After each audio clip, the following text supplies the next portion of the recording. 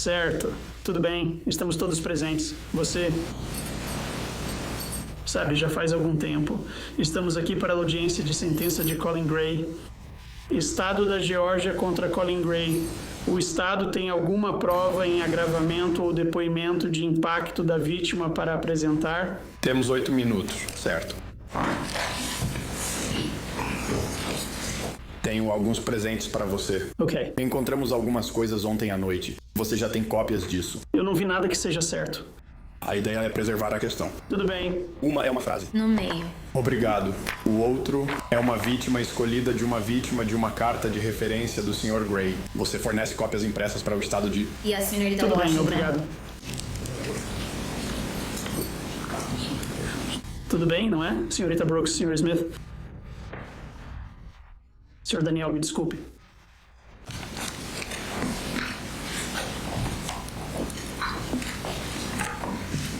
Então, juiz, primeiro. A vítima que vamos chamar é Shayna Aspinwall. E estamos trazendo ela agora. Ela é... A esposa de Richard Aspinwall.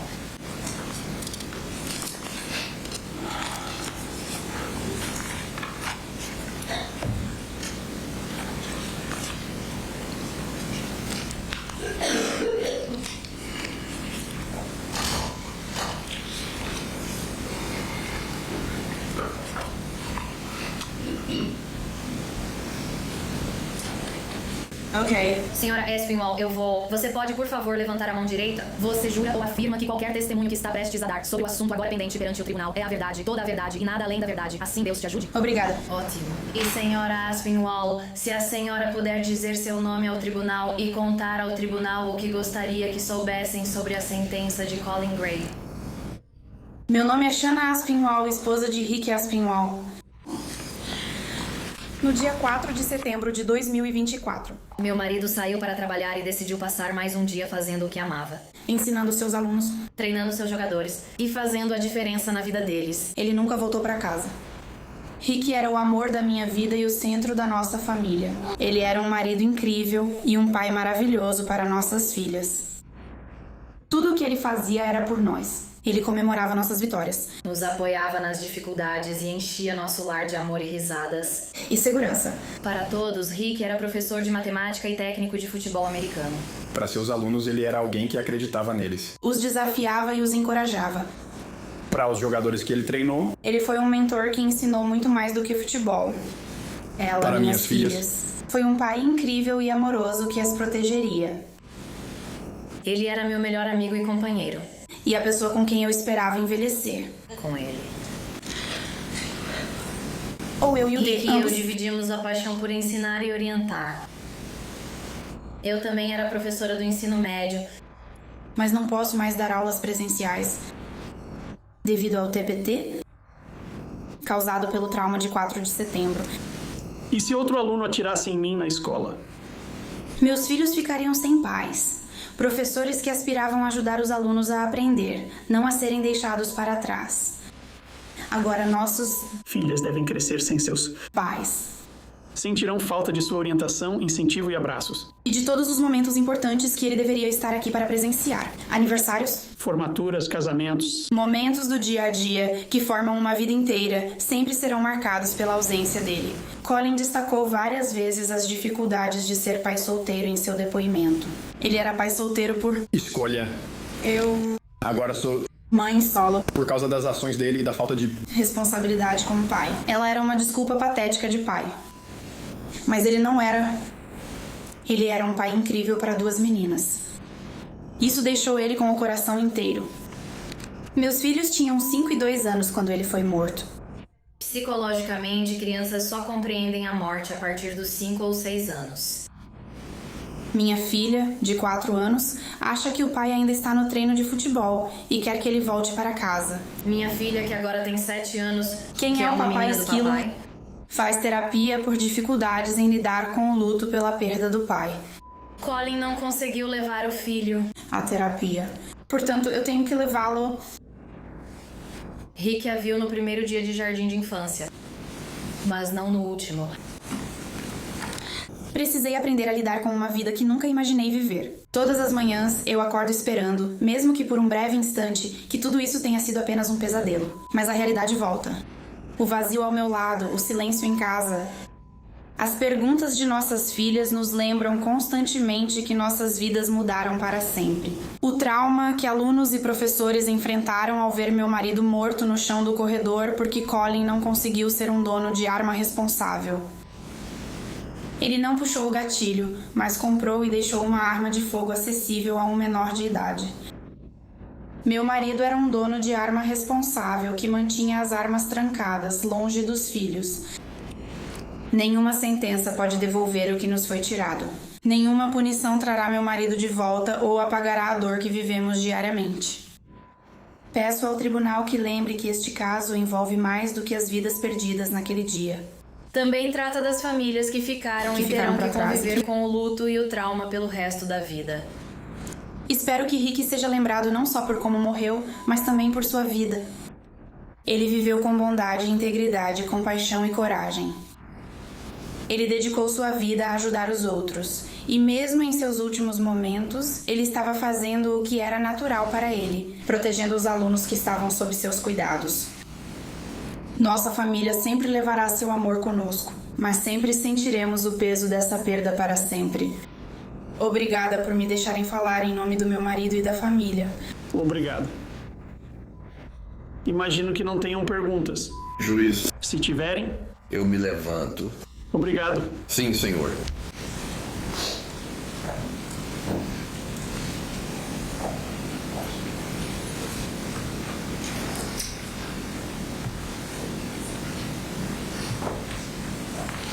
A próxima pessoa que vamos chamar é o Rick. Aspinwall.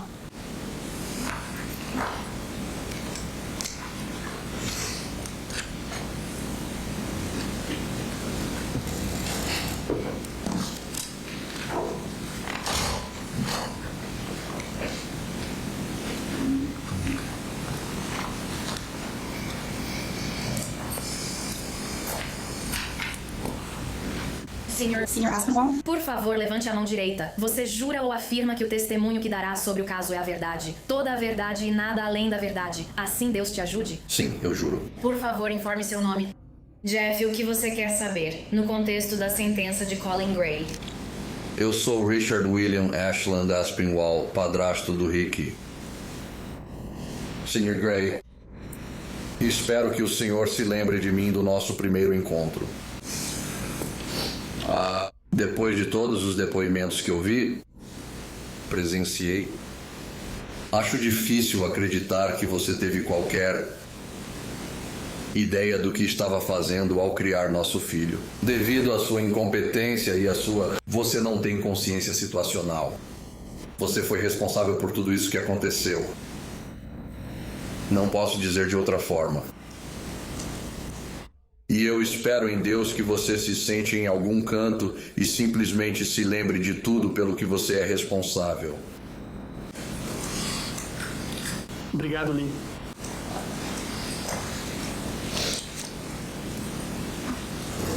Juíza, agora chamemos Ansley. Gossett. Eu disse Gossett. Sim. Acredito que seja G-O-S-S-E-T-T.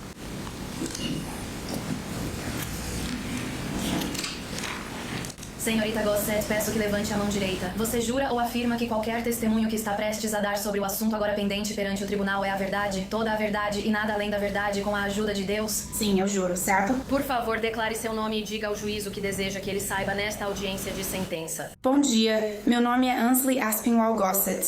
Eu sou irmã de Rick Aspinwall. Eu estava presente tanto quando trouxemos Rick do hospital, quanto quando o enterramos. A quantidade de raiva que eu e minha família sentimos é indescritível. Meu irmão sempre foi apenas alguém que apoiava, cuidava e amava. E ele não conseguia aceitar o fato de que eu não conseguia lançar a bola de futebol americano quando ele tentou me ensinar. Mas eles deixam um vazio no nosso coração que nunca será preenchido.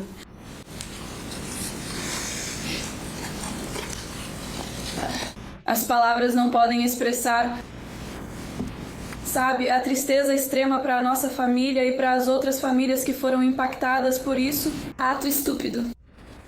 Paternidade irresponsável.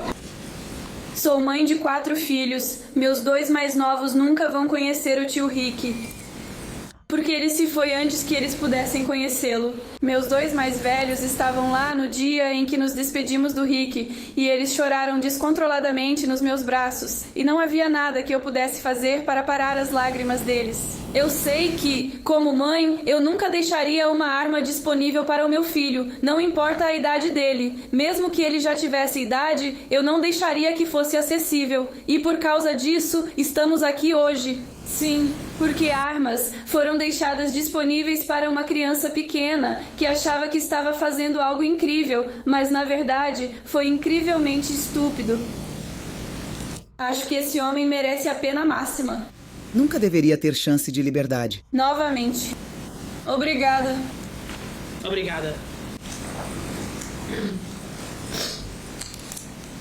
Juíza, a próxima que vamos chamar é a Brianna. Sermon Horn.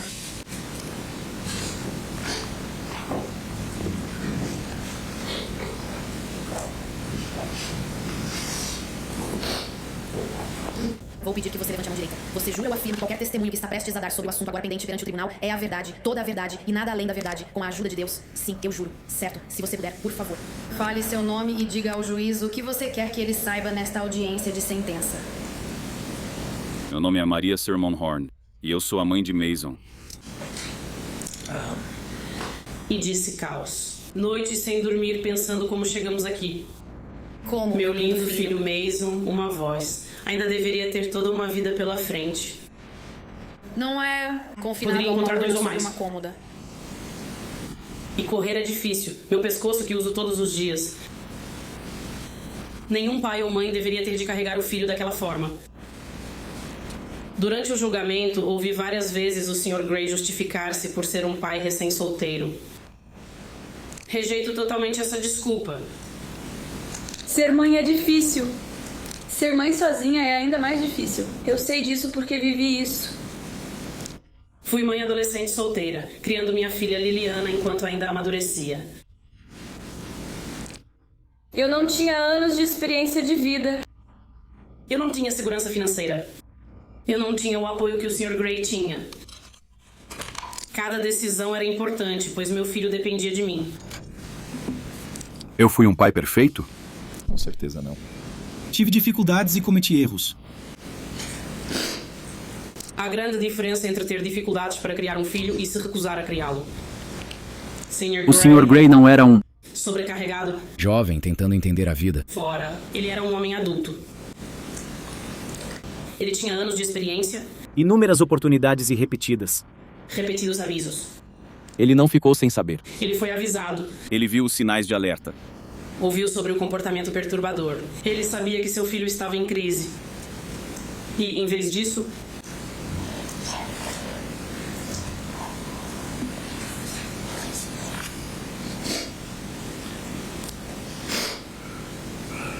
Em vez de agir, ele preferiu ignorar.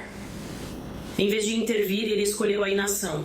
Em vez de proteger seu filho dele mesmo e proteger nossa comunidade do perigo que seu filho representava, Ele o armou.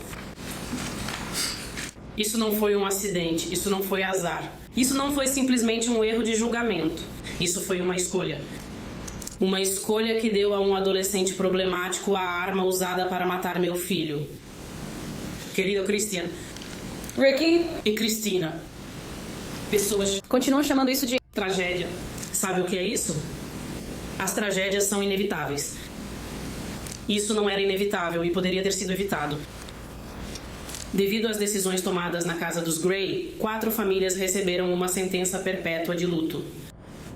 Mason nunca vai se formar, ele nunca vai se apaixonar, ele nunca vai construir a carreira com que sonhou, ele nunca vai se casar. Nunca mais ouviremos a risada dele fora dos vídeos antigos. Nunca vamos conseguir agradecê-lo de novo. Sim. Em cada aniversário, em cada feriado. Tudo o que reunimos, cada marco alcançado, sempre será definido pela pessoa que deveria estar lá. Mas nunca estará. E não foi. Não só nossas famílias foram roubadas. Uma escola inteira perdeu o senso. Segurança. Colaboradora de Ben.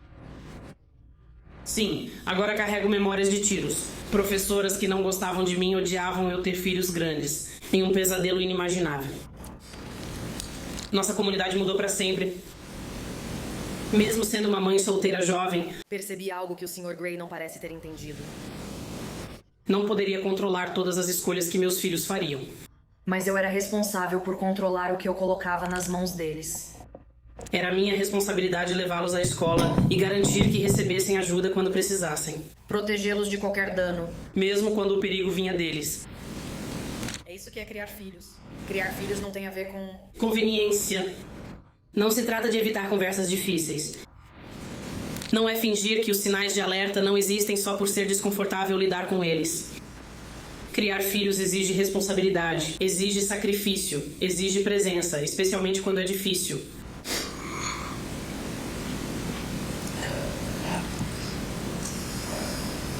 Permaneço mãe solteira até meu filho conseguir isso. Eu sei exatamente como é esse peso. Quando ouço o Sr. Gray usar o fato de ser pai solteiro para justificar o ocorrido... Eu não ouço explicação, só desculpa. Desculpa para não trazer meu filho de volta. Gray teve todas as oportunidades de fazer escolhas diferentes. Todas as oportunidades de ser o pai que seu filho desesperadamente precisava. E todas as chances de evitar o ocorrido. Em vez disso... Meu filho morreu por causa de decisões tomadas dentro da casa deles, antes de qualquer um, antes de alguém sequer entrar na Abilene High School em 4 de setembro de 2024. Carrego diariamente o peso inimaginável de perder o Mason. Nada do que o tribunal faça hoje pode trazê-lo de volta para mim. Nada pode devolver Christian à família, nem trazer Luther e Christina de volta para quem os ama. Mas espero que este tribunal, ao menos... Isso é uma coisa boa. Crianças dependem dos adultos para tomar decisões responsáveis. Quando os adultos abandonam essa responsabilidade... Responsabilidade? Pessoas inocentes pagam preço. Nós pagamos com nossos filhos. Mason merecia algo melhor. Todos os alunos e todos os professores que entraram naquela escola mereciam mais. E enquanto o Sr. Gray um dia vai deixar a sala do tribunal, eu nunca vou me livrar da minha sentença. Vou passar o resto da minha vida carregando o peso inimaginável de um futuro que foi roubado. Não por mim, mas por alguém que errou.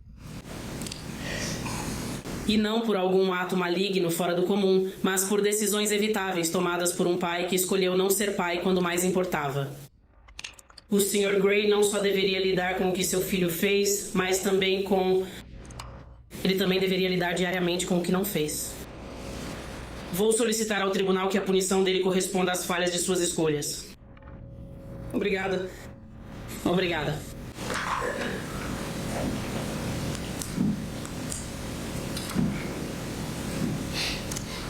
Parece que vamos chamar muita coisa.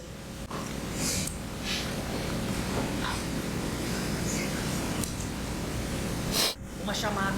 Lonnie Sermonhorn, ok. Por favor, levante a mão direita. Você jura ou afirma que o testemunho que dará neste caso perante o tribunal é a verdade, toda a verdade e nada além da verdade, com a ajuda de Deus. Diga ao juiz seu nome e o que deseja que ele saiba nesta audiência sobre a sentença de Gray. Meu nome é Alana Sermonhorn Rollins. Antes de abordar as escolhas que nos trouxeram aqui, quero falar sobre elas e quem foi impactado.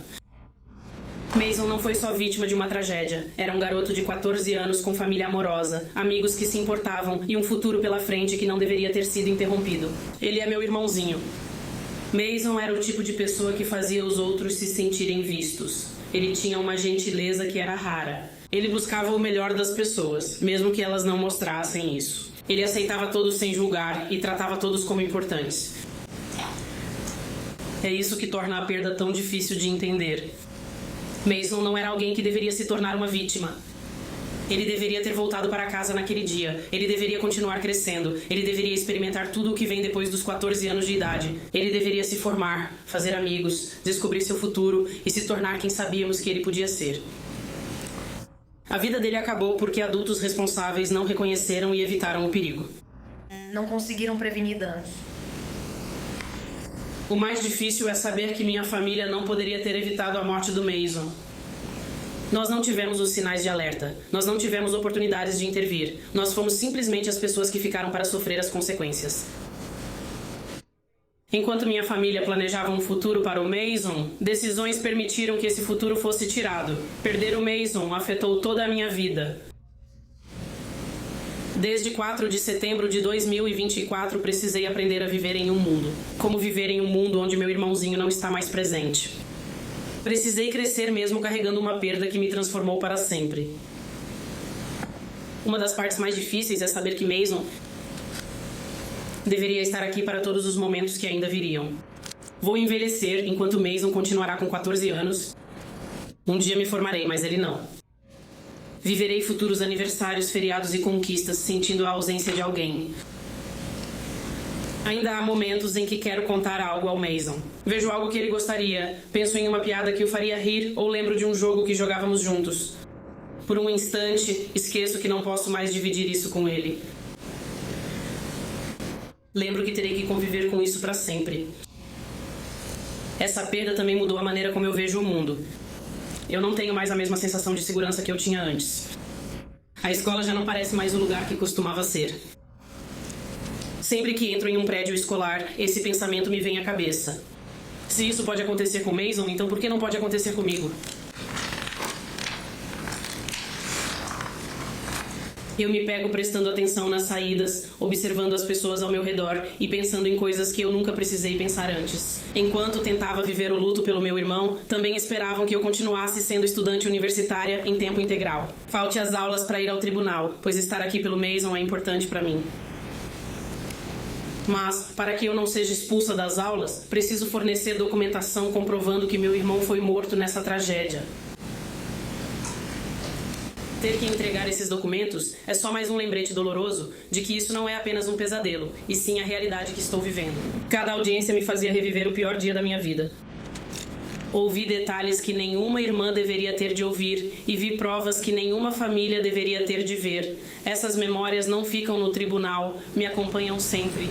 O luto não aparece só no aniversário deles, mas também em momentos comuns. Vejo uma atualização de jogo e penso em como o Mason teria gostado. Ouço uma piada e quero contar para ele, esquecendo por um instante que ele se foi.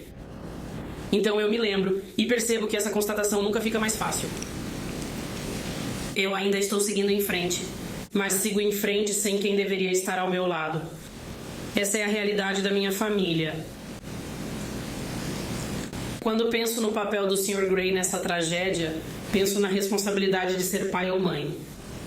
Os pais devem proteger seus filhos. Eles precisam perceber problemas, agir diante de preocupações e intervir quando os filhos causam riscos a si ou a outros. Não cumpriram essa responsabilidade. Essa tragédia não começou em 4 de setembro de 2024. Já havia sinais de alerta antes desse dia. Houveram oportunidades de fazer escolhas diferentes. Existiram momentos em que ações poderiam ter sido tomadas e talvez mudado o desfecho. O que me custa aceitar é que as pessoas daquela escola não puderam se proteger das decisões tomadas ao redor delas. Elas foram à escola naquela manhã esperando um dia comum. E essas pessoas mereciam voltar para casa. Mas porque os sinais de alerta não foram levados a sério o suficiente e porque a responsabilidade de prevenir o mal não foi tratada como deveria, minha família ficou com uma perda que nunca vai desaparecer. Mas o que torna ainda mais difícil de aceitar é que essa não foi uma situação em que não havia sinais. Houve momentos em que ações poderiam ter sido tomadas. Houve oportunidades de intervir antes que pessoas fossem feridas ou mortas. Depois que seu filho fez ameaças e mostrou sinais de comportamento preocupante, a situação de risco foi mantida. As armas de fogo ainda estavam acessíveis. A munição, seja qual for a palavra, munição ainda estava acessível. As coisas que poderiam ter sido guardadas em segurança não foram tratadas com a urgência exigida. O Sr. Gray tinha travas de segurança para as armas. Ter uma medida de segurança não adianta se não for usada quando necessário. As armas e munições deveriam ter sido trancadas com segurança. Uma criança de 14 anos não deveria ter acesso às ferramentas para fazer algo assim.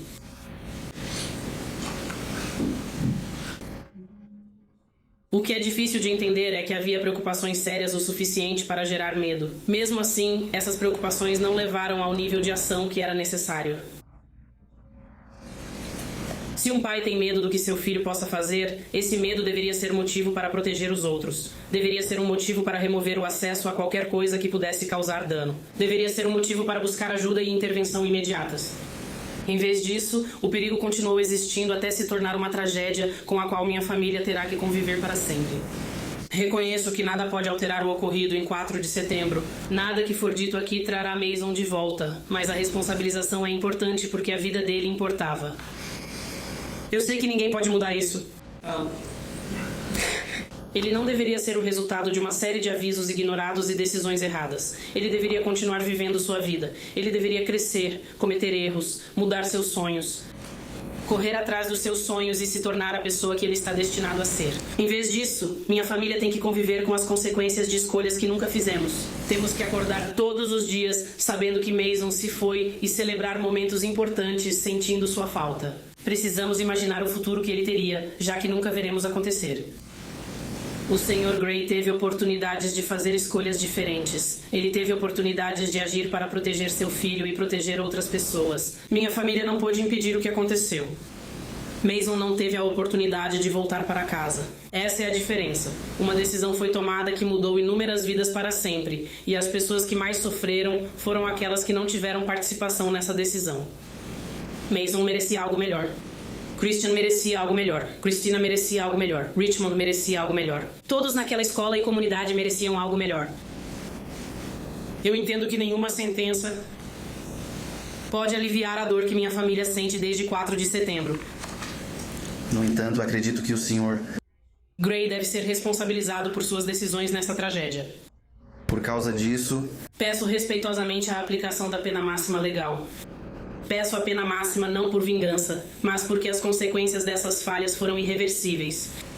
4 inocentes perderam a vida e muitos ficaram feridos física e emocionalmente. Suas famílias, inclusive a minha, carregarão essa perda para sempre.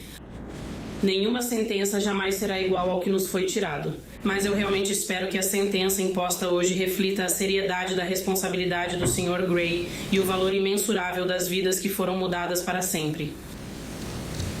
Obrigado, Ama.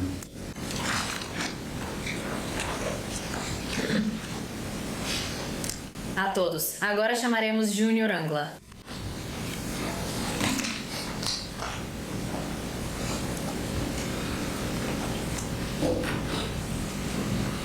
Levante a mão direita. Você jura ou afirma que o testemunho que prestará neste tribunal será a verdade, toda a verdade e nada além dela. Agora diga ao juiz seu nome e o que deseja relatar. Meu nome é Simon Brocha. Sou o irmão mais velho de 3, incluindo Christian Gabriel Angla. Meritíssimo, mesmo que ele não tenha atirado. Eu peço a este tribunal que dê a ele a sentença máxima possível. Ele fracassou totalmente como pai. Escolheu comprar aquele rifle. Ele decidiu ignorar os sinais de alerta. Por causa das escolhas dele, meu irmão Christian e mais 3 pessoas, Mason, treinador Aspinwall e Sr. Muitas pessoas ainda terão cicatrizes permanentes para sempre. A negligência dos pais não deveria custar inocente as crianças suas vidas. Ele construiu essa tragédia na lendária escola secundária. Ele não demonstrou nenhum remorso. Para ele, era apenas mais uma quarta-feira. Ele merece cada dia da sentença máxima possível. Nossas famílias vivem um luto perpétuo e ele precisa arcar com o peso do seu. Obrigado. Obrigado.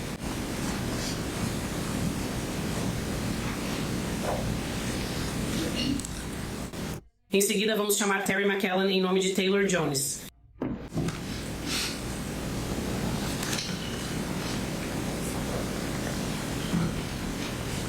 Sr. McKellen, pode levantar a mão direita. O senhor jura ou afirma que o testemunho que prestará perante o tribunal será a verdade, toda a verdade e nada além da verdade? Se puder, diga seu nome e conte ao juiz o que deseja que ele saiba. Aqui está Terry. Meu nome é Terry McKellen e eu sou o avô de Taylor Jones. Por que estamos aqui hoje? É por causa dele. As ações dele e a negligência são responsáveis pelo que aconteceu aqui, mas ele não puxou o gatilho. Ele comprou as balas que permitiram que seu filho matasse pessoas, ferisse pessoas. E eu não vou me envolver nisso para o resto da vida. Eu estava na terapia ontem. E esse cara me perguntou, senhor, essa é sua neta? Eu disse sim. Ele falou, Foi aí que ela foi baleada? As feridas ainda estão visíveis. Ela foi baleada mais de uma vez. E ela convive com isso todos os dias. Depois de 4 meses no hospital após esse acidente, ela suportou mais dor do que deveria. A comunidade recebeu e sofreu mais dor do que merece por causa dessa ação. Eu não sei se ele pode ser lembrado por ser o que ele acha que é, coach. Mas ele será lembrado. Mas não nos meus pensamentos. Vou contar um pouco sobre Taylor. O que levou a isso? E pode piorar? Taylor perdeu a mãe devido a uma bomba cardíaca LVAD.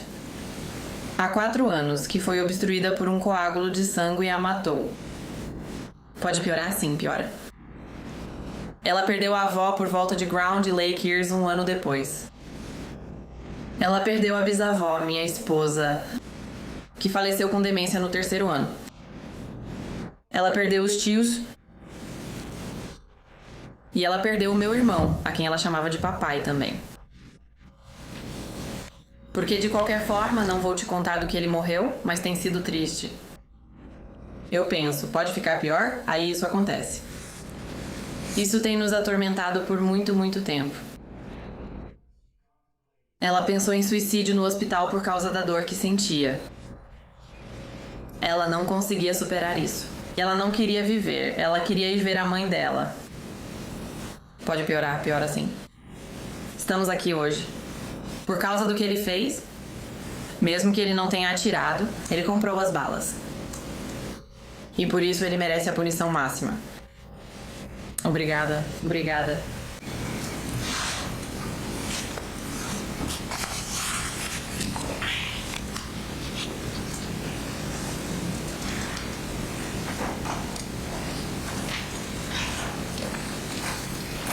Meritíssima, a declaração inicial foi escrita por Micaela Brown. Ela era uma das alunas da sala da senhorita Ryan. O tiroteio na Appalachian High School em 4 de setembro de 2025 foi um evento trágico e assustador que afetou não só as pessoas diretamente envolvidas, mas também estudantes em toda parte. Saber que isso pode ocorrer em uma escola me deixa muito insegura e ansiosa. Desde que me vi envolvida nesse tiroteio, tenho até medo de sair no escuro para levar meus cachorros para fazerem as necessidades. Barulhos altos, como portas batendo, me assustam porque lembram o que pode acontecer.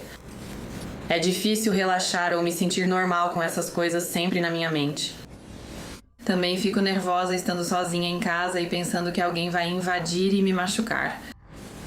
Não me sinto tão segura quanto antes. Eu costumava pensar que a Appalachia seria um lugar seguro para eu aprender, me formar e fazer novas amigas, mas não foi assim. Agora só vou à escola pensando que não estou segura. Essa situação mostra como eventos assim afetam profundamente as estudantes mental e emocionalmente. Não é algo que simplesmente acontece e passa, isso fica com as pessoas. As escolas deveriam ser lugares seguros. Quando essa sensação de segurança é abalada, isso muda como nos sentimos diariamente. E então a próxima declaração foi escrita por Sarah Beaver, em nome de Jackson Beaver. Ele foi outro dos alunos na sala da senhorita Ryan em 4 de setembro. No dia 4 de setembro de 2024. Ele foi para a escola como um garoto de 15 anos despreocupado e inocente. Ele voltou para casa arrasado. Sua infância foi brutalmente roubada, forçado a passar aquela noite angustiante implorando por notícias e descobrindo quantos colegas teria que lamentar. Agora, meu filho, como tantos outros, carrega um peso esmagador de culpa que pertence unicamente ao réu. Ele se culpa por achar que não fez o suficiente. Ele nos olhou chorando e disse que deveria ter sido ele. Como mãe, dói saber que meu filho fez mais para proteger os colegas naquele dia do que o réu fez para proteger o mundo do próprio filho. Esse trauma é resultado direto do fracasso absolutamente catastrófico do réu como pai. Enquanto cuidei, amei e protegi meu filho por 15 anos, você ignorou por anos os sinais de alerta de um monstro na sua casa. Porque o réu se recusou completamente a criar o filho, a inocência do meu filho foi destruída. A total abdicação dele da responsabilidade parental forçou Jackson a abandonar completamente o Appalachian High School, porque os corredores que ele deixou o filho aterrorizar agora são gatilhos para pesadelos paralisantes. A negligência deliberada dele tirou 2 crianças lindas e insubstituíveis. Por causa dele, o mundo agora é forçado a conhecer Mason e Christian Angulo apenas por meio de obituários na internet e boletins de luto. Eles eram apenas meninos. Eles deveriam crescer, jogar videogame e ter um futuro. Você não falhou apenas com seu próprio filho, Colin Gray. Ele tirou Mason e Christian do mundo e deixou suas famílias com um vazio permanente e devastador. Ele tirou Richard e Christina do mundo. Eles eram pessoas de honra, amor e coragem. Eles deram tudo o que tinham para salvar nossos filhos, enquanto o réu deu ao filho dele um rifle e carta branca para devastação. Ele trocou as vidas deles e o futuro de suas famílias pela sua própria covardia inconcebível. Enquanto ele assistia como um espectador indiferente à violência crescente do filho, meu filho estava em um campo de futebol sangrando. Fragmentos daquele dia agora fazem parte permanente do corpo dele. Cada dor, contração e sensação física na perna dele é um flashback violento e forçado do terror que a Ré permitiu acontecer. Ele não apenas comprou um rifle para o filho, ele entregou pessoalmente o meio de destruir a paz, a juventude e o futuro do meu filho. Ele escolheu ignorar todos os sinais de alerta. Ele escolheu fornecer a arma de fogo. Ele escolheu ficar parado, assistir e não fazer nada. E por causa de sua covardia inconcebível, 4 almas lindas, Mason, Christian, treinador Aspinwall e esse medo de mim foram tirados de nós para sempre. As famílias deles ficaram com um vazio impossível de preencher, suas vidas permanentemente despedaçadas pelas vidas que foram brutalmente interrompidas. Mas sua destruição não se limitou aos mortos. Ele criou uma geração inteira de sobreviventes traumatizados que agora precisam carregar as cicatrizes invisíveis e dolorosas do fracasso dele.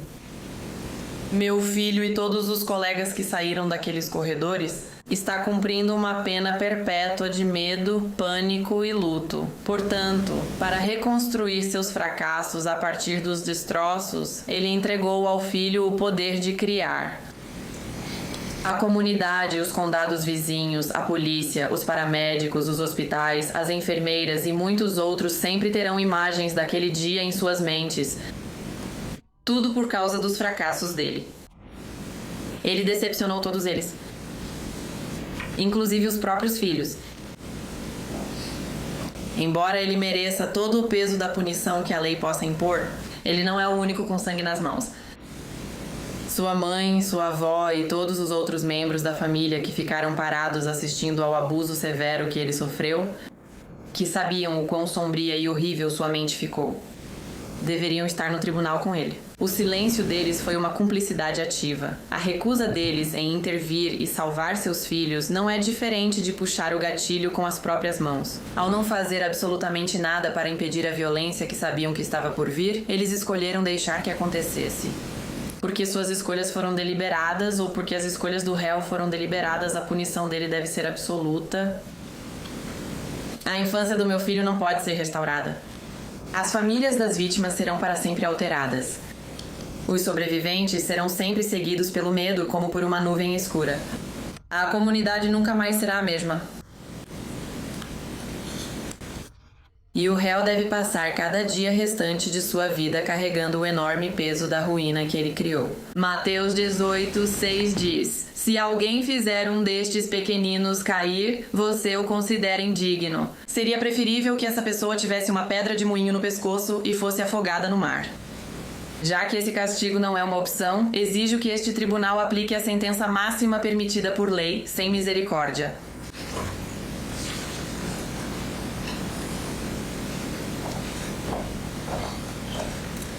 Juíza, a próxima é Natalie Hackon.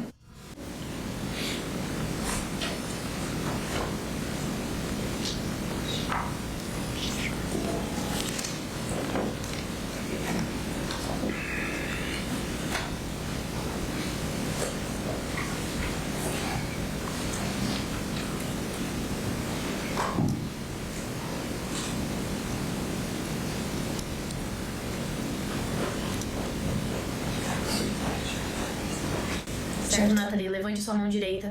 Você jura ou declara que perante o tribunal dirá apenas a verdade, nada além da verdade, assim Deus te ajude? Tudo bem, apenas diga ao juiz seu nome e conte a ele o que você quer que ele saiba. Oi, sou Natalie Griffith e estudo na LaPorte High School. No dia 4 de setembro, shot twice, once in your shoulder and once in my wrist. I think about the shooting a lot and I hate it. eu odeio isso tanto. Eu penso em como teria sido se isso não tivesse acontecido. Penso na minha vida antes disso e como é tão diferente. Eu queria poder voltar e mudar isso. Às vezes eu queria que eu não tivesse ido para a escola no dia, mas isso não impediria que acontecesse. Eu queria poder lembrar das pessoas que morreram. Eu queria que houvesse alguma maneira de todos eles sobreviverem. Eu perdi o caminho até você. Mais da metade da minha mão. Perdi você, passei 2 anos tentando me curar e ainda não consegui totalmente. Eu tento viver minha vida normalmente e já passei por isso. Sem deixar que nada stop me, but sometimes it's hard. Sometimes I'm having an animal or a dog. Ou apenas fazendo alguma coisa. E eu não consigo sentir isso. Não consigo sentir 3 dos meus dedos. E eu queria poder. I think about it every single day and I wish it could stop, and I think about how it could have been avoided. How if he hadn't done it, then he would all be happy. Eu acho que isso pode curar qualquer ferida, mas não pode apagar cicatrizes nem trazer de volta as pessoas do túmulo. Não. Entendo. Como um pai pode falhar tanto assim? Eu não entendo como um pai pode bater no próprio filho. Eu não entendo como um pai pode falhar em proteger seu filho. Falhar em ajudá-los. E eu acredito que ele deveria ser punido por isso. Eu acredito e acredito que o público dele, que é o que eu espero que ele lembre todos os dias, que ele poderia ter impedido isso.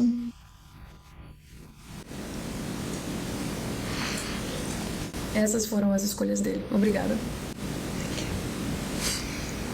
Obrigado, Natalie.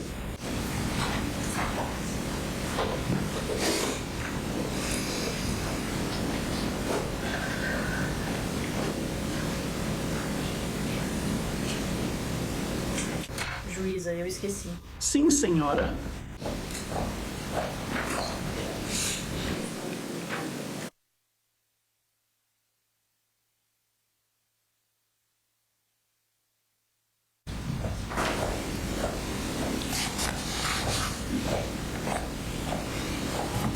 E juíza, terminei. Eu acredito que isso conclui, posso dizer isso. Certo, e não há provas de circunstâncias agravantes, correto?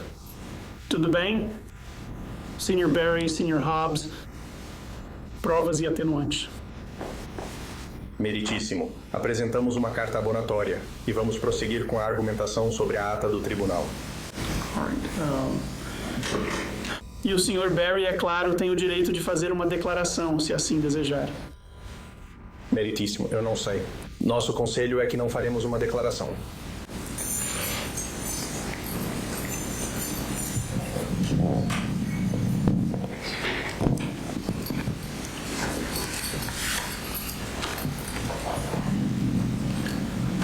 Tudo bem, estamos todos presentes. Então ouviremos os argumentos da promotoria e da defesa e qualquer palavra final da promotoria. Não há atenuantes, certo? Nenhuma testemunha. Sim, senhor, está correto. Declaração. Eu vou permanecer. Permaneça. Tudo bem.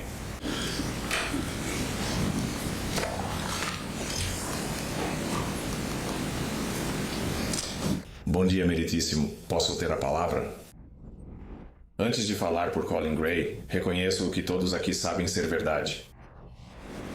Que nada do que acontecer hoje, nem nenhum argumento que eu apresentar, nenhuma sentença que este tribunal impor, será resultado do que foi tirado dessas famílias e desta comunidade em 4 de setembro. Colin Gray não vem a este tribunal para ser desculpado por isso. Ele será sentenciado pelo que fez, não pelo que seu filho fez. Ao condenar Colin Gray em março, o júri nunca ouviu a única pessoa que sabia toda a verdade sobre o que foi planejado naquela casa. Colin Gray não depôs no julgamento do pai. Este tribunal passou uma semana ouvindo a prova que faltava. E há 2 dias fez constatações sobre essa prova que faltava. Vou começar não com nossa teoria, mas com o registro deste tribunal. Agora há 6 coisas nele que nenhum júri jamais considerou. Primeiro seria a ocultação feita pela única voz com conhecimento direto. Colgrave contou ao tribunal que ocultou a verdadeira extensão de seu envolvimento naquela comunidade online de quase todos, inclusive de seu pai. E que seu pai desconhecia seus planos. Não pedimos ao tribunal que aceitasse a confissão só pela palavra dele. Solicitamos ao tribunal que observasse que suas palavras coincidiam com as evidências físicas vistas pelo júri. As anotações escondidas, as contas falsas, a ausência, depois de 2 anos de investigação pelo Estado, de uma única mensagem, e-mail ou testemunha que demonstrasse que Colin Colgrave sabia desse plano. Segundo, as anotações no telefone de Colgrave mostram uma hostilidade em relação ao pai dele e expressam esperança de que o pai fosse punido. Eu não vou ler essas palavras no tribunal. O tribunal analisou essas anotações no julgamento. Mencionei isso por um único motivo. Um filho que queria o pai punido e escreveu isso tinha todos os motivos para incriminá-lo. Em vez disso, confirmou que escondeu esse mundo de Colin. Terceiro, a cronologia mudou porque Colin Gray estava, de fato, agindo. O tribunal soube que Colt antecipou seu plano quando o pai buscou ajuda de saúde mental na escola para ele. O plano original previa que essa execução acontecesse no aniversário, em fevereiro, do massacre de Parkland. Como Colin estava tomando providências, Colt decidiu agir em resposta e acelerar seu plano. Foi suficiente o que Colin fez? Obviamente não. O júri disse isso e Colin aceita. Mas não foi pouca coisa e não foi indiferença. Obrigado. Então, estou ligando de... Por favor, desliguem seus celulares.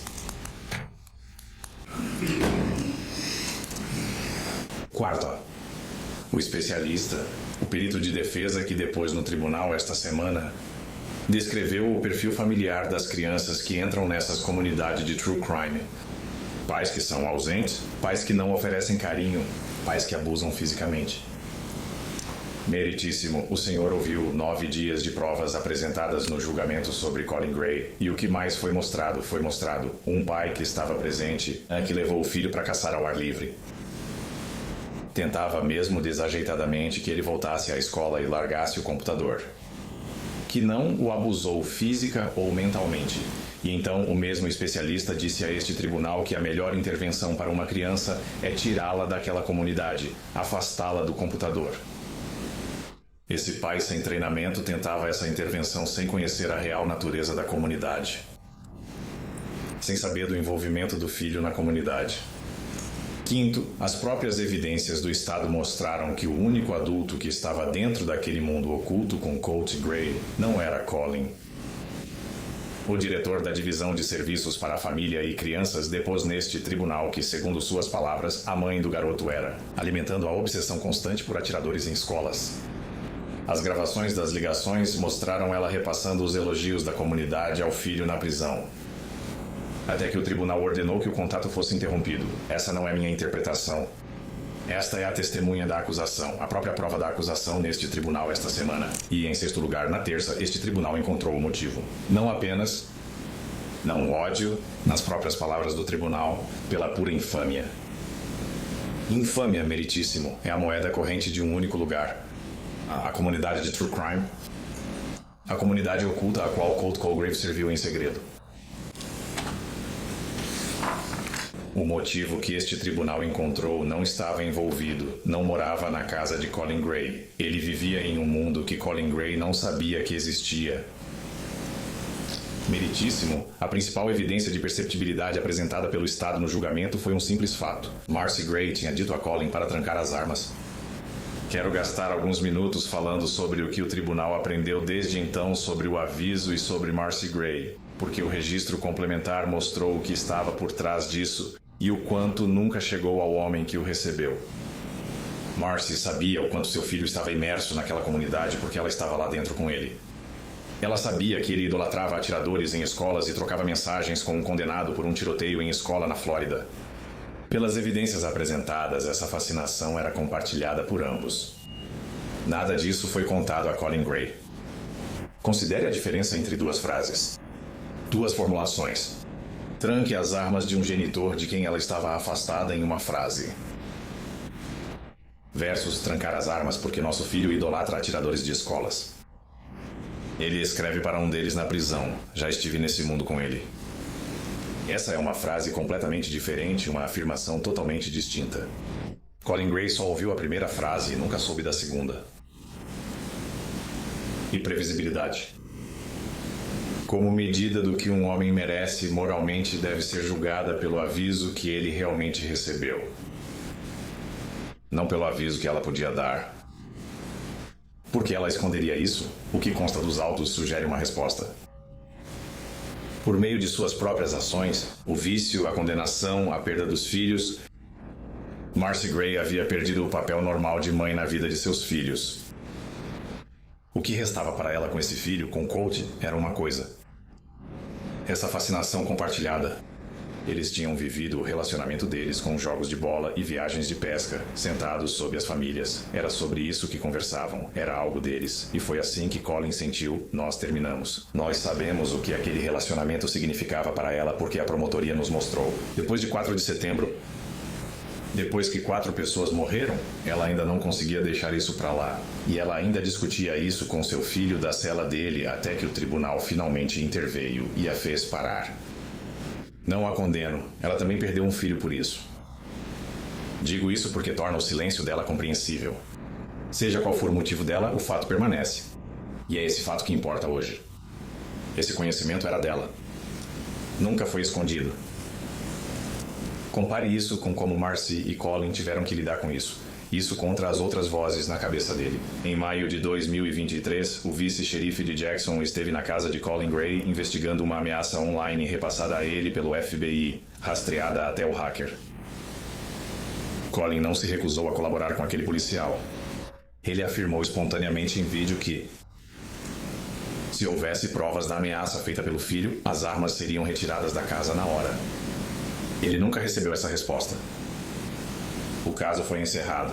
15 meses depois, conselheiros treinados passaram horas com Cole. E o que chegou para Colin foi um formulário de consentimento para um programa de aconselhamento para iniciar os serviços pela escola, que ele preencheu e devolveu. A palavra usada era ansiedade. Essa era a informação que ele guardava. Uma voz dizendo: tranque as armas sem motivo para perguntar, vinda da única pessoa cujo histórico com ele fazia dela a voz em que Colin mais tinha dificuldade de acreditar. Uma corresponsável condenada por crime contra ele. Ordenada a se manter fora deste condado. Cujos filhos foram retirados dela pelo Estado e que foi, pelo registro de ambos os processos, um dos pais que abusou fisicamente de Cole, que havia ameaçado matar Cole. Colin teve que escolher entre ouvir aquela voz ou ouvir a voz de pessoas qualificadas. E foi isso que ele escolheu fazer. Esta não é uma visão fria da vida. É assim, ele é uma pessoa racional que organiza as informações. E isso realmente é uma das muitas tragédias deste caso, pois aqui está a parte mais cruel. Colin Gray já havia dito em voz alta ao policial do xerife em sua casa a condição exata sob a qual ele agiria. Me diga que ele faria isso e as armas sumiriam. Marcy Gray tinha essa prova: a idolatria, a imersão, a correspondência com o atirador condenado. Se ela tivesse compartilhado seu conhecimento com ele, ela teria entregue a ele justamente a confirmação sobre a qual ele se comprometeu publicamente a agir, mas ela nunca fez isso. A confirmação que ele estava esperando existia, mas simplesmente nunca chegou até ele. O próprio 4 de setembro mostrou qual dos pais tinha esse conhecimento. Porque Marcy foi quem ligou imediatamente quando recebeu a mensagem, sabendo o que ia acontecer, não Colin. Quero ter cuidado porque sei disso. Outras pessoas também tinham informações. Outros familiares do Cole. E não acredito que eles tenham qualquer má vontade em relação a Colin. Não acho que eles entenderam a importância das informações que tinham. Mas esse é exatamente o ponto. Que os mais próximos desse garoto, que tem as imagens mais alarmantes, pedaços do retrato dele, não previram o que estava por vir. Eles não poderiam prever isso mesmo com mais conhecimento, e o peso moral de não ter previsto isso não pode ser justamente concentrado de forma indivisível na sentença do único homem de quem o retrato foi feito. O veredito agregou o conhecimento desta família. A sentença deveria corresponder ao conhecimento de um homem. Então, o que Colin Gray sabia de fato?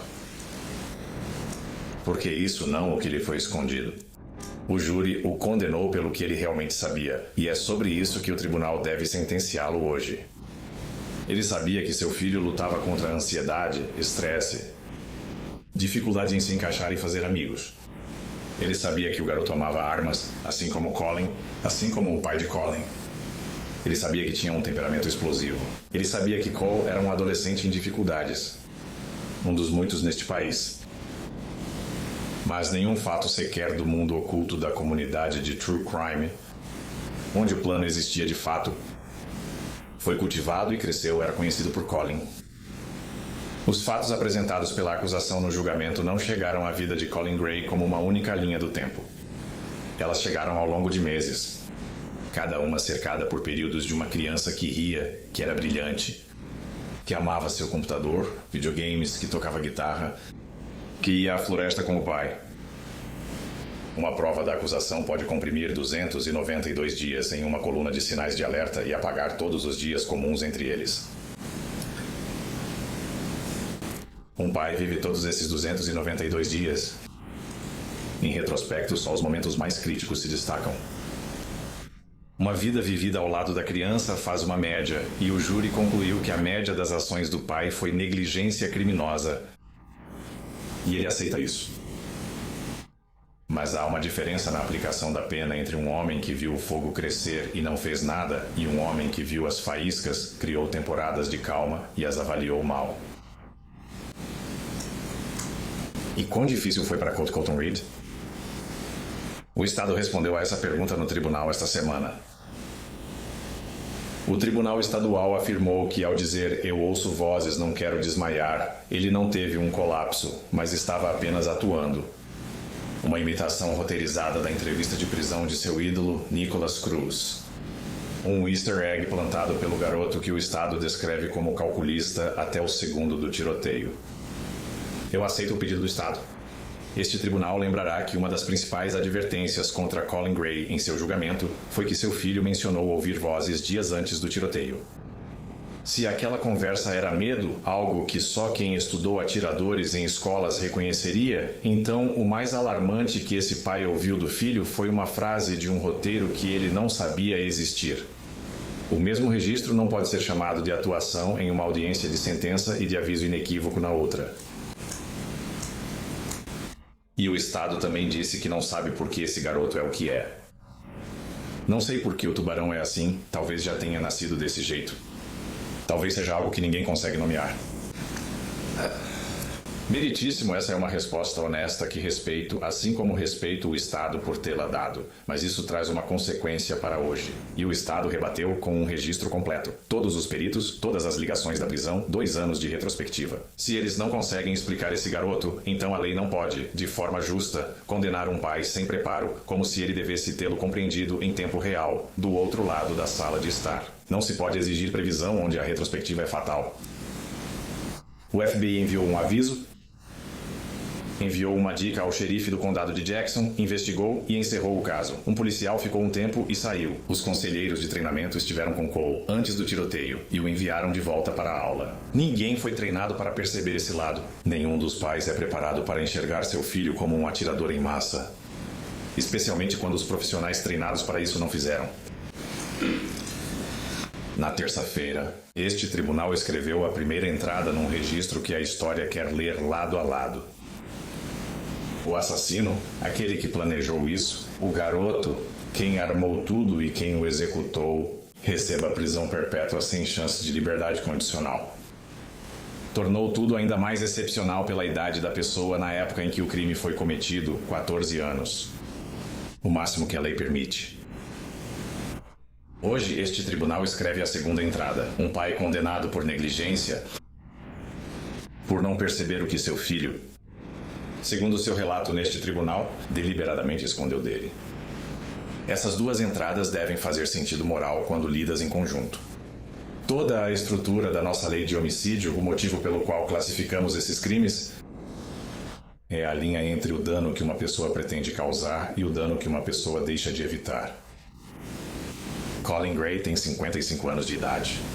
Uma sentença de 30 anos, 40 anos, 80 anos. Acusações de negligência empilhadas uma sobre a outra equivalem a uma pena de morrer na prisão. Funcionalmente, é exatamente a sentença que este tribunal acabou de reservar para o indivíduo que tirou a própria vida. Se a sentença do pai se parece com a do filho, então essa distinção acabou. E este tribunal, no primeiro caso desse tipo na Geórgia, teria criado o precedente que apaga essa linha. Existe exatamente um caso semelhante na história americana, certamente conhecido pelo tribunal. Os pais do atirador da Oxford High School foram condenados por homicídio culposo por 4 mortes. Cada um recebeu pena de 10 a 15 anos, com advogados presentes no acordo. Meritíssimo, os avisos deles foram mais claros e mais imediatos do que qualquer outro no processo. Compraram a arma 4 dias antes do tiroteio e foram chamados à escola com aviso do ataque. Foram orientados a levar o filho para casa, mas recusaram. Eles viram o desenho da arma feito pelo filho com a frase: "Os pensamentos não param, me ajude." E eles não disseram nada à escola sobre a arma que tinham comprado recentemente para o filho e o deixaram naquela escola. O tribunal fixou pena de 10 a 15 anos a serem cumpridos simultaneamente após ouvir o depoimento sobre o impacto, tão devastador quanto tudo o que já havia sido relatado na última semana e hoje. Nós pediríamos a este tribunal que não faça de Geórgia uma exceção nacional neste primeiro caso do tipo contra um réu cujos avisos foram menores e cujos esforços foram maiores. Brevemente, meritíssimo, sobre a acusação de assassinato. Nós apresentamos um memorial. Estamos pedindo neste caso inédito na Geórgia. Acreditamos que todas as acusações devem ser reunidas na acusação 1 com base no fato de que o recorrente deixou de fazer uma coisa. Agora, eu entendo, sem abrir mão de qualquer objeção, que o tribunal pode discordar desse argumento. E como eu disse, eu entenderia porque esta é uma sentença sem precedente e uma questão de primeira impressão. Cada acusação nesta denúncia surge de um único curso contínuo de conduta. Uma arma, uma criança, erro na compreensão e percepção das leis. As 18 acusações de crueldade não descrevem 18 decisões separadas de Colin Gray. Elas contam as crianças presentes quando o filho agiu. O número dessas crianças mede bem a gravidade do dano e o tribunal deve considerar isso ao definir a pena. Porém, fazer as condenações por negligência correrem de forma consecutiva é contar essa gravidade 2 vezes. Solicitaríamos ao tribunal que, se discordar do nosso argumento sobre a unificação, determine o cumprimento concorrente de todas as penas. Colin Gray não escolheu suas circunstâncias. Ele foi chamado pela divisão de serviços para a família e crianças para buscar os 2 filhos mais novos, pois a mãe havia recaído. Durante todo o casamento dele com Marcy, parecia que a única contribuição dela para a família era trazer caos. Imediatamente naquela condição, ao receber a ligação, ele foi até lá, pegou os 2 filhos mais novos e os trouxe de volta para monitorar. Ele ficou sobrecarregado? Ele estava despreparado? Sim. Ele tinha rede de apoio? Não. Vamos dizer e argumentar que se ele tivesse cooperado mais com a escola e com o DeFax, que ele poderia ter tido uma rede de apoio. Tenho certeza que vão e não contestamos. Isso também faz parte da falha que o júri identificou e pela qual ele terá que responder. Mas o envolvimento perfeito de um pai sobrecarregado com os policiais é negligência, não é indiferença. Esse é um pai que estava tentando. Este pai sempre mantinha contato com os filhos. Algumas mensagens de texto também foram admitidas como prova. Colin Gray era positivo.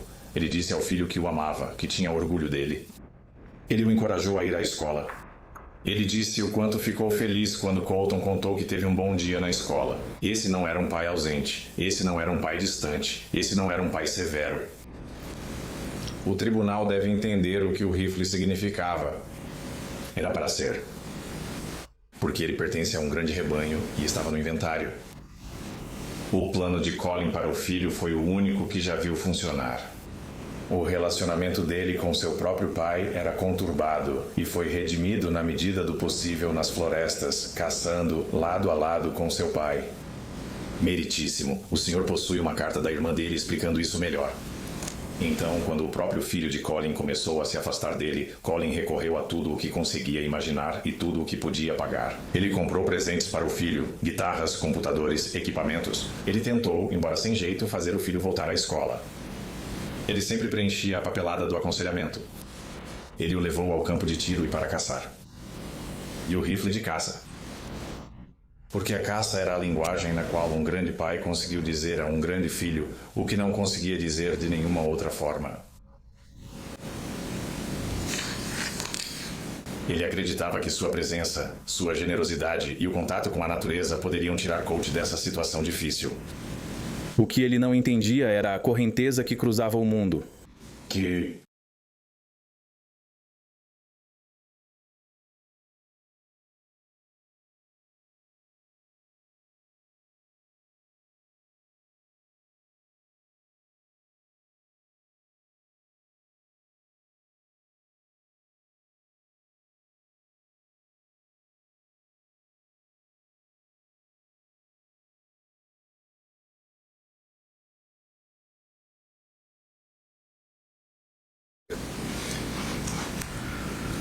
Mais uma coisa sobre Colin.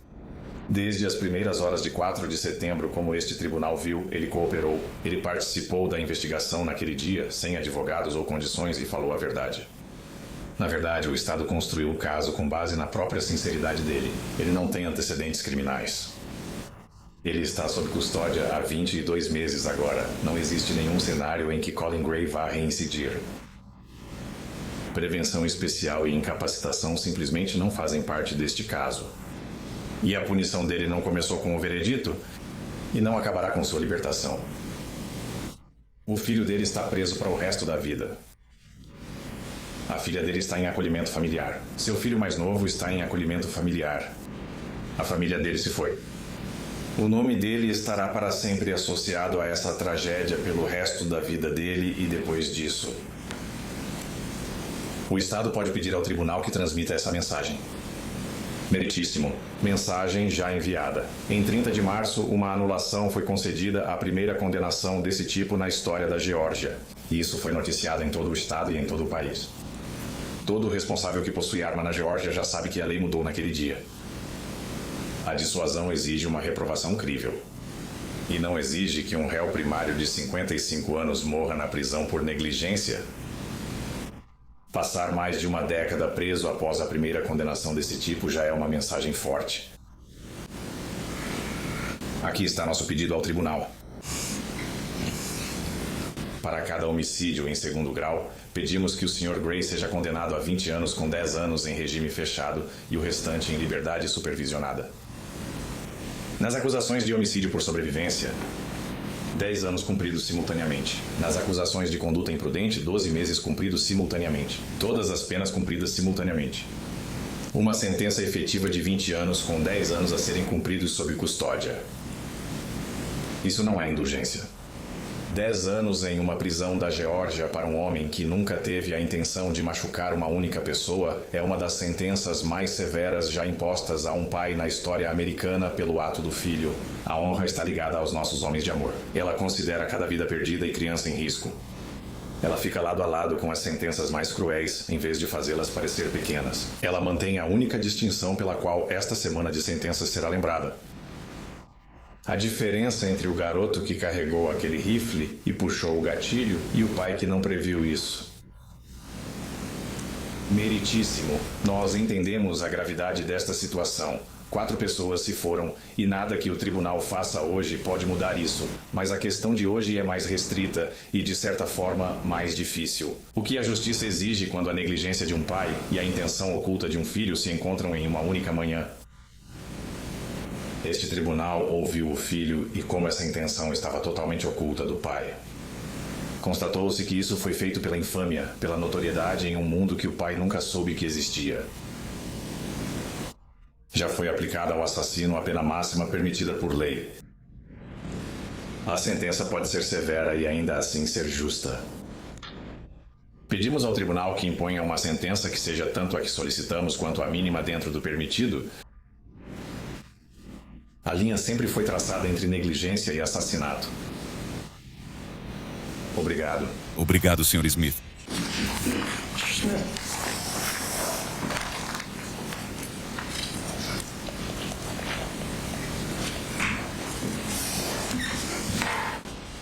Meritíssimo. O réu está confundindo e misturando as provas que foram apresentadas na semana passada no julgamento de Colt Gray. Por mais repugnante que tenha sido o envolvimento de Marcy Gray no TCC, como foi mostrado no tribunal. A primeira ligação telefônica em 1º de outubro de 2024, um mês após o tiroteio, Colt Gray é ouvido orientando ela sobre como acessar essa comunidade de True Crime, a TCC. Ele a envolve nisso logo depois do ocorrido. Eles estão confundindo os períodos de tempo de quando isso aconteceu. E eles também estão confundindo o que ele sabia sobre o que ela sabia. As ligações telefônicas que o Ministério Público apresentou no julgamento dele, onde Marcy Gray está continuamente pesquisando sobre os pais de Ethan Cromley enquanto eles estão sendo acusados. E a sentença por isso. E que simultaneamente, com aquelas buscas no Google que ela está fazendo, ela e o réu estavam fazendo ligações telefônicas 6 e 1 hora simultaneamente. Com ela. Fazendo isso, mostrou a este júri que eles estavam em comunicação um com o outro sobre a ameaça que Colbray representava, que o filho deles representava em relação a um tiroteio escolar. Eles estão confundindo as linhas do tempo de quando essas coisas aconteceram. Então vamos olhar para a linha do tempo real neste caso. Em 2021, a polícia foi até a casa dele porque o filho dele pesquisou como matar seu pai no computador da escola.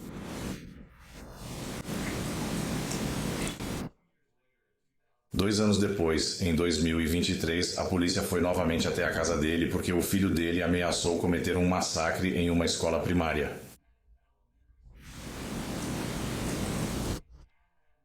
E nessa reunião, a polícia pediu para ele restringir o acesso do filho dele a armas de fogo. Mas em vez de fazer isso, apenas alguns meses depois, no Natal, ele comprou para seu filho um rifle. E naquele verão, enquanto a saúde emocional de seu filho piorava, este réu permitiu que ele mantivesse aquele rifle em seu quarto. Ele foi condenado pelo que sabia.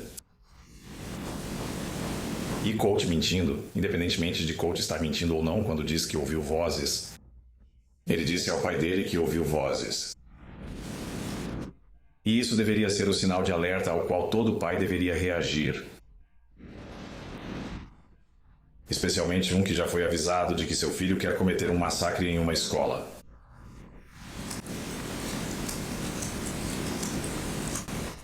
O réu foi condenado por ignorar um risco substancial e injustificável.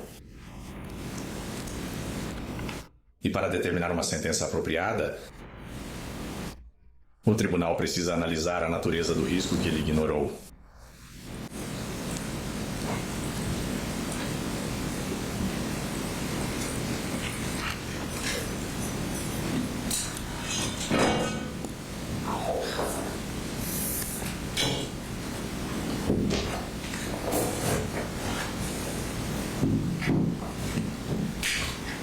Isso está em risco.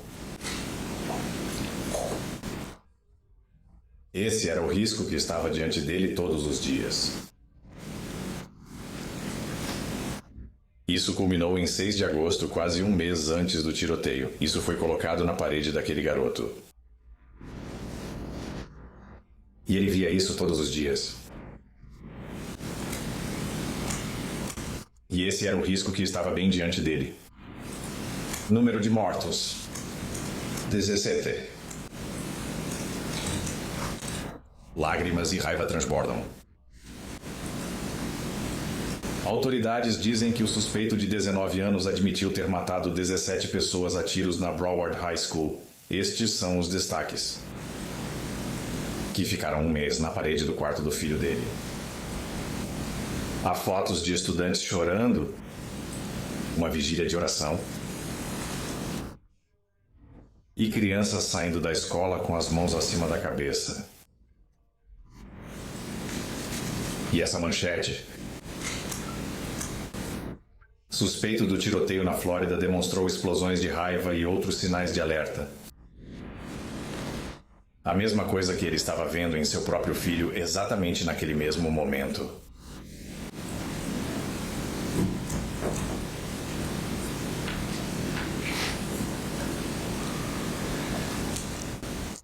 Esse era o risco que ele estava ignorando, de que haveria um massacre de crianças em uma escola. E ele deu ao filho exatamente a ferramenta de que ele precisaria para fazer isso. Ele é o motivo de 4 pessoas estarem mortas. 7 ficaram feridas e inúmeras outras ficaram traumatizadas. E ele é o motivo pelo qual um garoto de 16 anos foi condenado a 2 dias à prisão perpétua.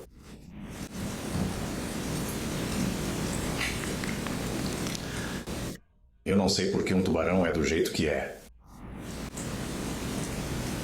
Mas todo mundo entende o risco.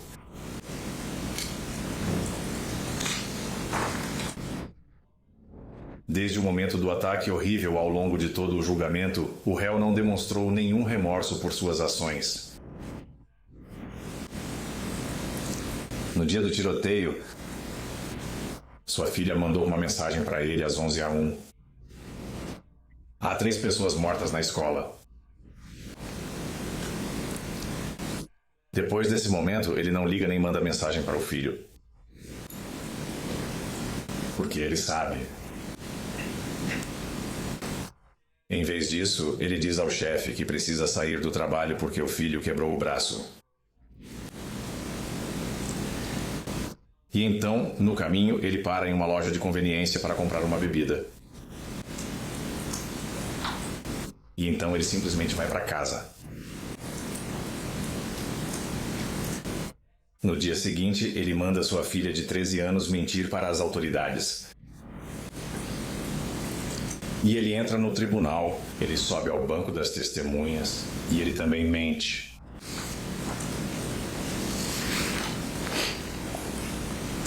Outros viraram heróis naquele dia. Christian Angelo, depois de ser baleado no peito, conseguiu fechar a porta para impedir que o atirador voltasse a entrar. Ronaldo Vega, mesmo depois de ter sido ferido, jogou mesas e cadeiras para bloquear a porta e proteger seus colegas de classe. O treinador Aspinwall e o treinador Phoenix, assim como a senhorita Yerby, todos se dirigiram em direção aos tiros para tentar ajudar e intervir. Um jovem chamado Landon Adams. Quando Taylor Jones foi atingido na perna naquela sala, Landon rastejou até ela e segurou sua mão, confortando-a até que a ajuda pudesse chegar. Cada criança na sala foi um herói e se uniram para se confortar e proteger. E Mason Stromhorn nunca teve a chance de fazer isso. Ele foi privado da oportunidade de ser o amigo que todos sabiam que ele era.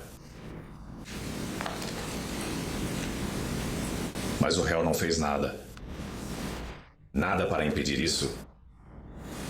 O maior dos riscos. O assassinato em massa de crianças é o maior dos riscos e por isso ele merece a punição máxima.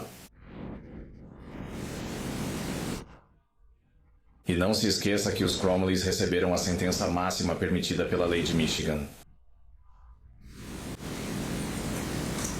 Por homicídio na primeira acusação e homicídio em segundo grau, Christian e Guglielmo, o Estado pediria a condenação do réu a 30 anos de confinamento solitário.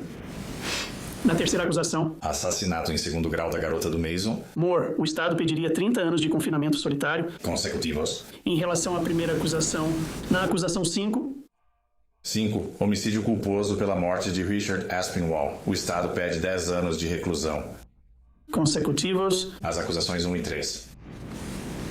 Acusação 7. Homicídio culposo. Homicídio culposo, morte de Ana Cristina Ermi. O Estado pediria 10 anos de reclusão consecutivos às acusações 1 e 3. E 5. Quanto às acusações 9 a 26, de crueldade contra crianças em segundo grau, o Estado pediria 10 anos de reclusão, cumpridos simultaneamente entre si e com as anteriores. Acusações 27 conduta não imprudente. Conduta imprudente. O Estado pediria 12 meses para cumprir simultaneamente entre si e com as acusações anteriores, totalizando 80 anos de reclusão. Estado sob o tribunal, Estado contra Bryan, seu Bryant, 363, apelações da Geórgia, 349, 202 e Harris versus the State, 272, apelações da Geórgia, 366. Ambos dizem que o mesmo incidente com vítimas diferentes não se funde. E Geiter versus the State, 312 Georgia Appeals, 53 afirma que, embora as condenações resultem dos mesmos atos, não se fundiram, nem em termos fáticos nem jurídicos, porque cada acusação envolvia dano a uma vítima diferente. Vítima diferente. Por isso, o Estado pediria uma sentença de 80 anos. Tudo bem, obrigado. Como todos vocês sabem, este é o primeiro caso desse tipo no estado da Geórgia. Até onde eu sei, é o segundo caso desse tipo no país. E o que estamos realmente nos referindo a esse novo fenômeno de pais sendo acusados em conexão com os crimes que seus filhos estão cometendo.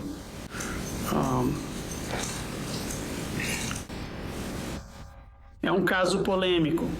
É um tipo de caso polêmico em que um dos pais é acusado em conexão com os crimes que seus filhos cometeram. O Sr. Gray cometeu crimes, mas os crimes dele estão ligados à tragédia cometida pelo filho dele.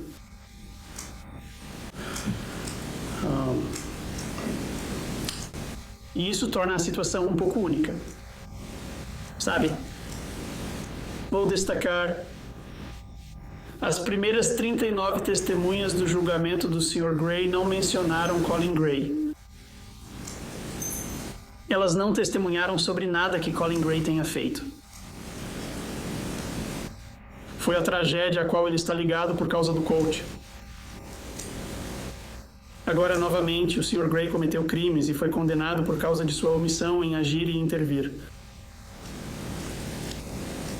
Quero falar por um instante sobre alguns princípios da justiça americana.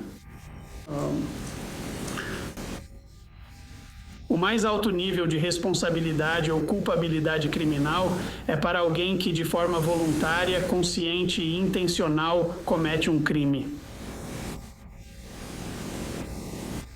O nível mais baixo de culpabilidade criminal em nosso sistema é a negligência criminosa.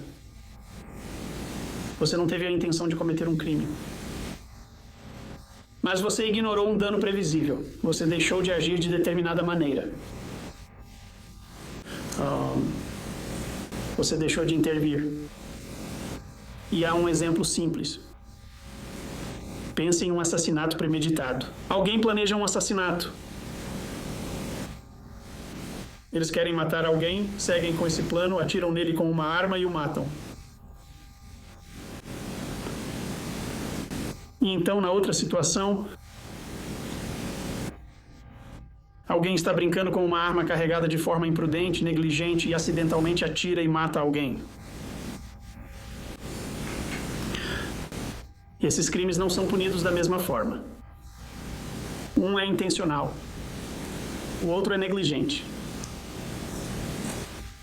Quero ressaltar que todas as 27 acusações pelas quais Colin Gray foi condenado são por negligência criminosa. Cada uma delas.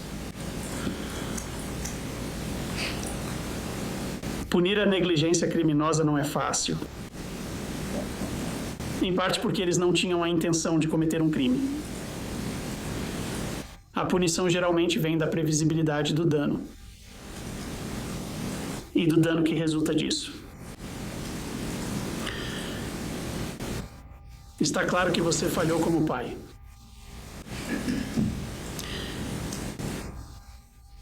Você não proporcionou um lar estável. Você não controlou os problemas da Marcy e aquilo a que as crianças estavam expostas. Você não colocou o coach em atividades que um menino deveria participar, onde ele pudesse criar vínculos com outras crianças pessoalmente, onde ele se sente amado, onde ele se sente aceito. Você não monitorou o que estava acontecendo com ele no computador. Você não o colocou na escola. Ele ficou sob seus cuidados o 8º ano inteiro. E ele não foi para a escola. E o que ele fez nos dias em que deveria estar na escola? Ele assistiu e reassistiu ao julgamento de Nicholas Cruz pelo tiroteio na escola.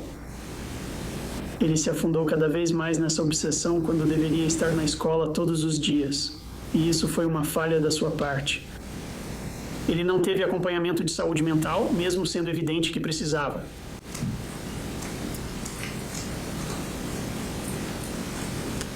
Nenhuma dessas falhas ajudou no seu caso.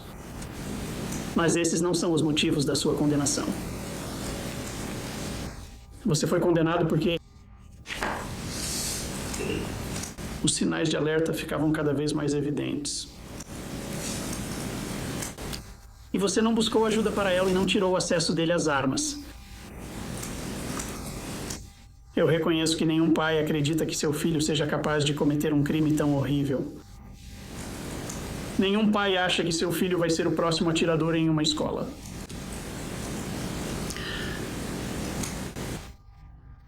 Mas ficou cada vez mais óbvio que algo ruim ia acontecer.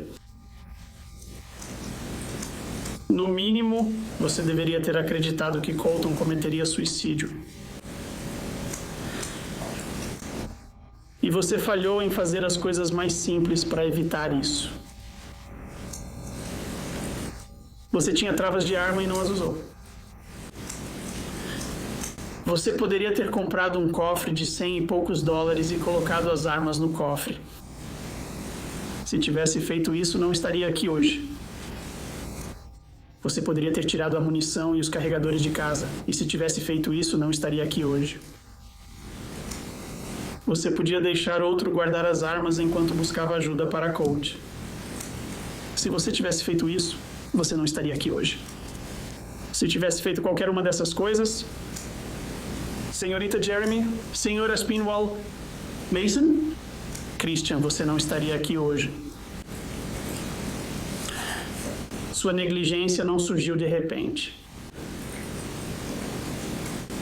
Ela se repetiu dia após dia. O mês inteiro, o primeiro mês de aula, foi uma oportunidade para tirar as armas e conseguir ajuda para Colt. E você falhou.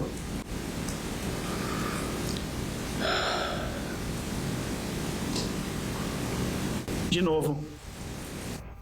Sentenciar por negligência é muito difícil porque não há intenção de cometer um crime.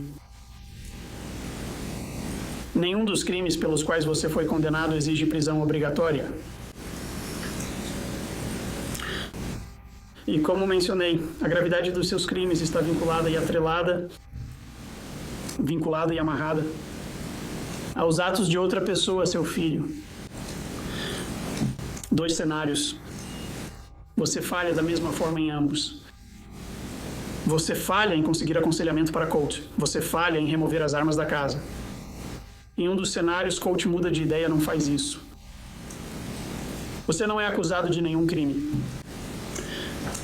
Essas mesmas falhas suas, Colt leva isso adiante como fez, comete a atrocidade O Estado pede 80 anos de prisão para você.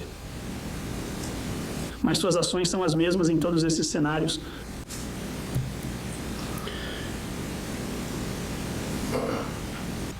Meu coração dói por todos que estavam lá naquele dia. Por todos vocês que foram impactados por isso.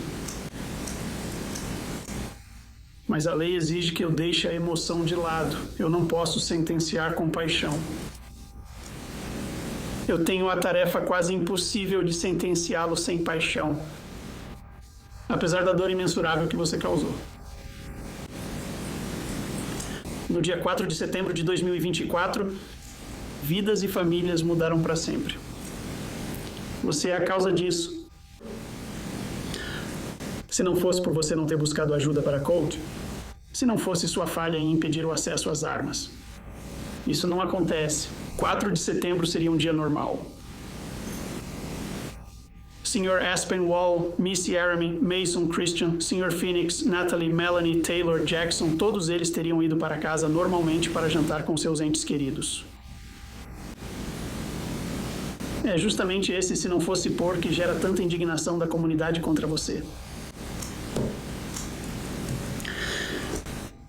Mas importa que você não tinha conhecimento efetivo de que Colt iria para a escola para fazer aquilo. Importa que você não cometeu um crime intencionalmente. Importa que você não planejou um ataque. Importa que você não buscou ferir ninguém. Importa que você não puxou o gatilho.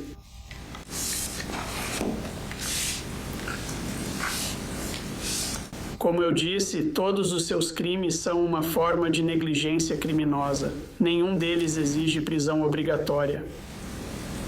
Não me preocupo que você cometa crimes futuramente. Você tem 55 anos e nenhum histórico criminal. Você não quis cometer esses crimes pelos quais foi condenado. Mas a perda aqui é profunda.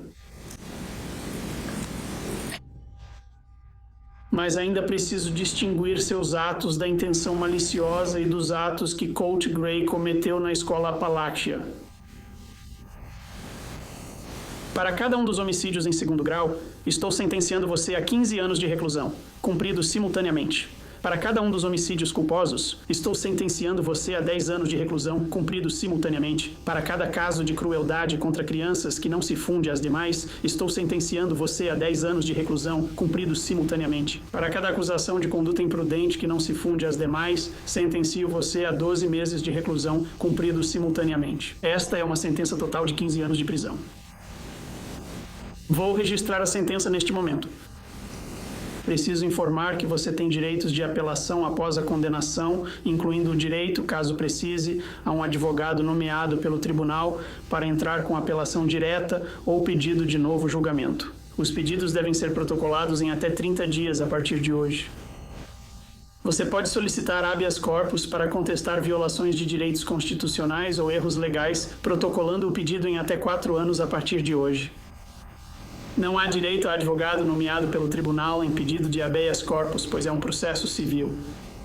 Pedirei ao advogado de defesa que apresente uma petição para resguardar o prazo para você. Se precisar de um advogado nomeado pelo tribunal, solicite para cumprir esses prazos de 30 dias. Se sua petição para novo julgamento for negada, você terá direito a advogado nomeado pelo tribunal e poderá recorrer em até 30 dias da negativa.